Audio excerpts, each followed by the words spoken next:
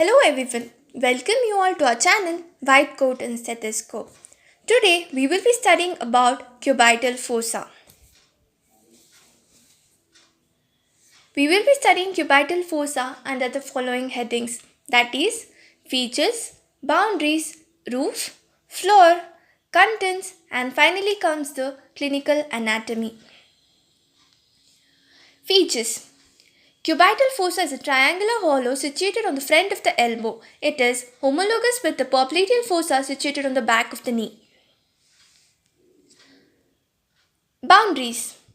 Laterally, it is the medial border of the brachioradialis, medially the lateral border of the pronata teres. Base, directed upwards, represented by an imaginary line joining the front of the two epicondyles of the humerus. Apex, directed downwards, formed by the area where the brachioradialis crosses the pronata teres muscle.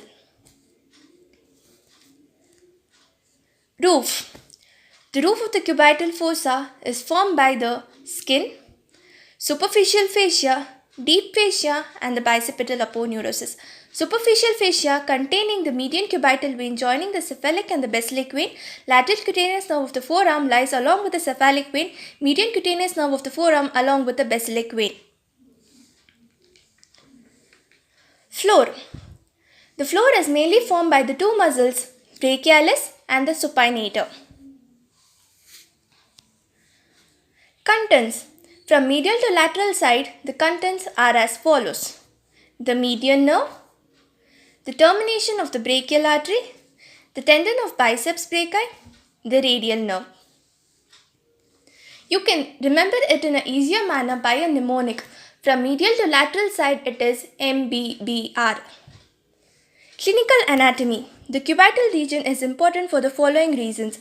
The median cubital vein is often the vein of choice for the intravenous injections.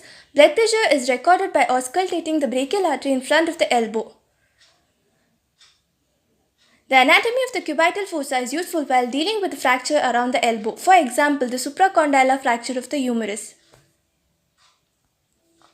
That's it for this video. If you like the video, like, share and subscribe. Thank you.